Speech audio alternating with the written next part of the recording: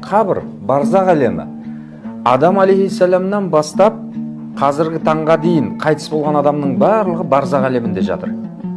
Ертең біз де ол жаққа аттанғаннан кейін қиямет болғанға дейін қайта тірілетін күн бар, соған дейін барзақ әлемінде жатамыз. Бұл төртінші әлем. Төртінші әлемнен кейінгі қайсы әлем? Ақырет, махшарға жиналамыз. Өлгеннен кейін қайта тірілу дегенге иман келтіреміз ғой. Ол қиямет әлемі пайғамбарымыз сұралған. Қиямет жайында айтылған кезде оның ұзақтығы қанша жыл болады дегенде 500 мың жыл болады деген. Қараңыз. Ал енді сол ақыреттен кейін ары қарай адамның мәңгілік өмірі жәннат болса жәннатқа кіреді. Жәннатта нығметі түгеп таусылмайтын Алланың рахметіне бөленеді. Мәңгі қалған. Аллах Тағала Құран-ы Кәрімде егер жәннатқа кірсеңдер